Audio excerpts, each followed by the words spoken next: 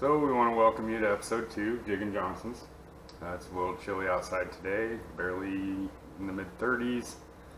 So we decided not to go out. The wind's supposed to pick up. Yep. Want to stay in the warm house today?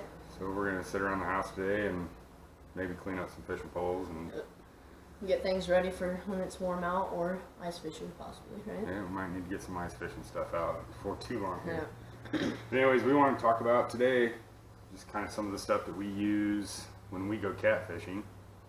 We might cover some topics later about bass fishing and crappie fishing, ice fishing, those kind of things as we go along here. So let's get to it, I guess. So we're pretty basic with our gear. We don't go buy all the high dollar stuff and go crazy on things. And we buy good hooks and good weights and those kind of things, but we try to find stuff that is consistently found everywhere so that we can always find it, number one. And number two, it's just simple to use. So I guess we'll just kind of start off real quick. We'll start off with our fishing poles and that. Hold this. So eBay is where I got a couple of fishing reels at. I actually bought a whole box of them. There are about 10 reels in the box. Didn't pay a whole lot for them. And in the box with these two big Zebco fishing reels, they have bite indicators on them. Those aren't the greatest things in the world. We usually don't use them. We don't use them, but they're good fishing reels. They've held up really well. So this spring, I had to go out and find us a couple new fishing poles. Because we didn't have heavy for the enough, reels. really. We didn't have heavy ones. So in my ventures trying to find those fishing poles, I went just about everywhere, Bass Pro, Shields, all that, and due to COVID, everybody went fishing this year, I guess. There weren't any on the shelves. So finally I ran into a couple at Walmart. They're just a light graphite, medium heavy rod, 7 foot. I love them, honestly. They're great. They're really great. They really show the bites well. They're sensitive too. So that's kind of what we used for that. We're running just some basic Trilene XL smooth casting line. Nothing special. It's just we kind of again keep it basic. So we went for low vis green because most of the areas where we go is rivers or ponds or things like that. So sand pit. So we decided just to keep it simple, not go crazy with any braided stuff or anything. Just some Trilene XL smooth casting. We get a little more distance out of our cast with it too, so that helps get out in deep water. Again, pretty basic. Yeah, we don't go super heavy on our line. Super heavy on our line, really, either. We have 20-pound test on our main 2 catfishing poles, and then we have some I think with some 8 and some 12 on it, I think, that we rig up occasionally. Yeah. So we usually, for the end of the setup here, we'll run a couple of leaders. We're in water with a lot of a gar. alligator And gar. They do get very annoying, but So we'll run a steel leader above our hook. Doesn't really matter what length it is. Whatever's available. Again, it's been tough to find some things this year. Then we'll run a number 5, 6, or 7 circle hook. Again, whatever's available. I'm not picky when it comes to the size. That'll catch anything as long as it's a strong enough line.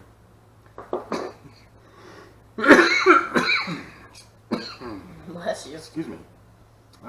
For sinkers, this is a little out of the norm for me, but I needed some heavier weights.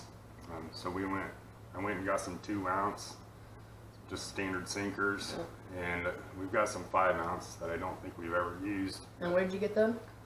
Again, just simple. I think I ended up getting these at Tyson's. I couldn't find anywhere else. So, so we went with those this year. Usually I use slip weights and those kind of things. You can get a little more distance out of them. These are a little lighter weight. These are what I jig On our lighter poles, right? rig some worms and stuff up with. But we do usually just fish with cut bait. We'll go out early and catch a few little bluegill. Throw the bigger ones back, but we'll keep a few of the smaller ones. And live bait occasionally. Yep. If they're smaller. And we'll actually throw a pole or 2 out with a worm on it also, just to see what's biting. And we might also get lucky and we catch a did big carp. use what was that, the Spam. Yeah, we did try some Spam. We tried some hot dogs. The Spam actually, it had its moment for a while. Yeah, we got about 3 catfish off of Spam, and then it died. Yep, in like 15 minutes. The And there were some nice catfish too. Cut bait holds true, so we'll probably just stick with that from now on, and all that extra stuff we'll kind of bypass. Yep. Unless that's all we have again.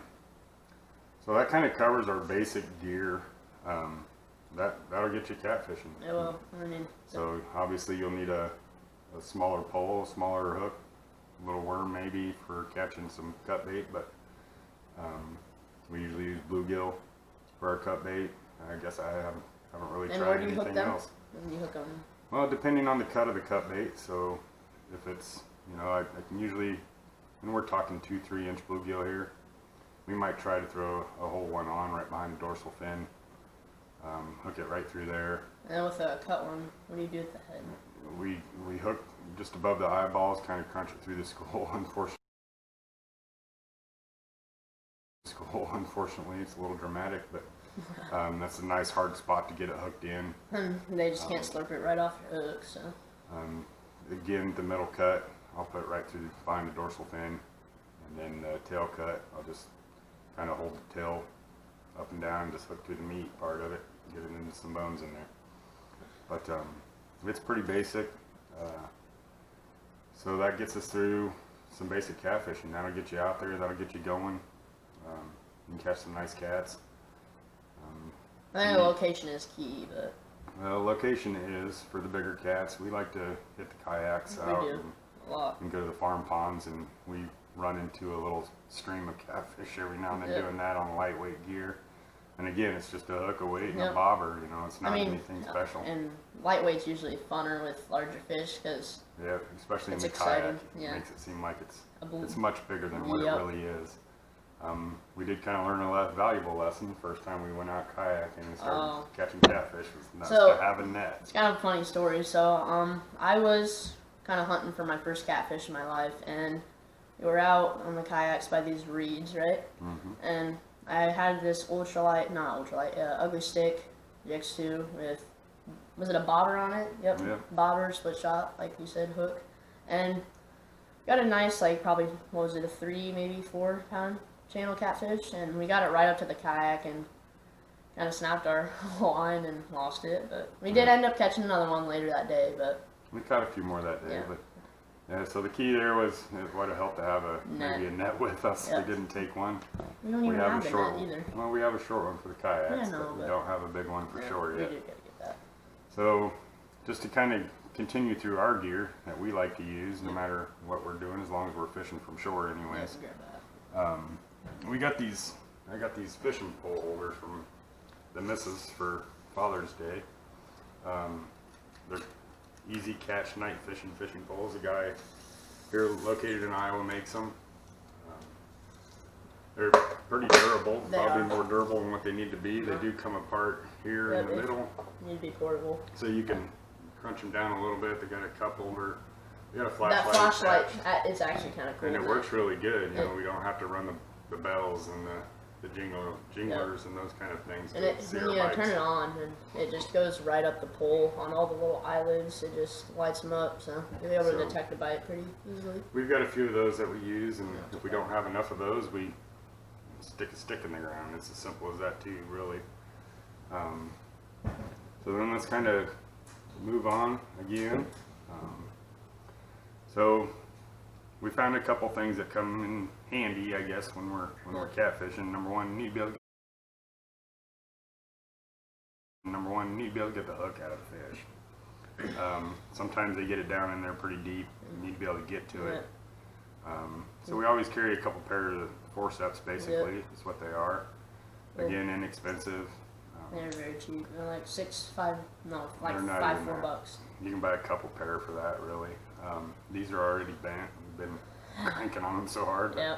They hold up for a while. You lose a pair every now and then, but they're inexpensive, and you can get some longer ones too if you want to keep your hand that much further away. I think there's some hooks a little deeper. There's some nice ones out there. It is pretty bad. The second part is you can cut your hand up pretty fast while you're trying to handle some of the bigger catfish. Something you can't quite get your hand around to hold up. and you get up to 5 pounds or so. They're a little difficult to hold on to, so we did go get a pair of lip grippers. Yep. They're just the Rapala ones. Yep, they just clamp on to the Clamp lower on the lip. lower lip. They're pretty, and when the fish are flopping around, and they're very well, honestly. They just. So, but we do use those, and then that is also a good way, since you've already got him clipped, without harming him too much. Yeah. We try to scale, ones we can't really guess on too well. Yeah. So we've got us a fairly inexpensive Rapala scale. Has gotten in the water a couple times, and she's held up. But we'll just hook that on there and let the fish hang. Yep. These don't weigh anything, so we didn't balance that out for that or anything, but it gets us a better idea where we're at on our fish. Yep. Every now and then we like to do, not really a competition, but maybe try to get to 50 pounds. Yeah, we've done that a couple times. Didn't we get to like 89? Yeah, we got to 89 one weekend. Yep, at the same pit. So that's not necessarily important. You don't have to have it, but it's come in handy several times. Yep. When you do let the fish go, we do. Make sure you take the weight off. Take the scale off the lip grippers so that the scale doesn't end up in the water. Yep. Let's just leave it at that. But anyways, so those have come in really handy too. I've never really used a pair. Xander wanted a pair, so I got him a pair, and I'm glad he's got them. Yeah. He'll probably get me a pair here before long. A couple other things, if you're going to be out all day anyways. It gets close to sunset. Radio's freaking great. Yeah, we've got this little cellular wind-up weather radio. Got a flashlight on it if you need it. It will charge up a cell phone if you're running low on your cell phone, but it's got a radio on it. Doesn't it have solar thing on it? Yeah, it's got a little solar panel right there on it. So leave her out in the sun and let her play. It gets pretty loud too. Yeah, so we've always got some tunes with us just to keep the dull moments alive. And then when evening starts coming along, of course the bugs start coming up. We live in Iowa. You get out by the rivers, sandbanks, those kind of things. Even the little sand fleas and things like that come out. The best thing I found is these Repel mosquito wipes. I think they do a better job than just trying to spray the I do too. Mosquito repellent. I think when you spray the repellent on, you miss a lot of spots. Or do both, I guess. Maybe spray on, follow up with that to rub in the spray a little bit. I think these actually rub it into your skin a little bit better. It'll stick with you a little bit longer. I mean, we've used this same 20 count. There's probably 5 or 6 left in it. Several trips. Don't we have another pack too? It only takes you a couple, 2 or 3 of them to get you through a fishing trip. And if you were really running low on them and you wanted to savor them, one would do the job. Yeah, and then I usually take the, after I use it, take the one I have and throw it in my pocket. Just add a little more protection, maybe. I don't know if that works, but I try it. And again, after dark fishing, we usually bring a couple flashlights and a lantern. Lantern's key. Lantern is key. We've gotten tangled up several times in the middle of the night. A little frustrating, but to get those knots out and those kind of things, you gotta have some good light. But we've got one of these. I want to get another one. It's a headlamp. We both need one. Like you said. I'll probably end up getting a couple more. Just have one for a spare. This one's getting fairly old. I've had this for a long time. So these come in very handy. It's LED. Takes a few AAA batteries. And they hold up pretty well for a couple fishing trips anyways before you need to change batteries in them.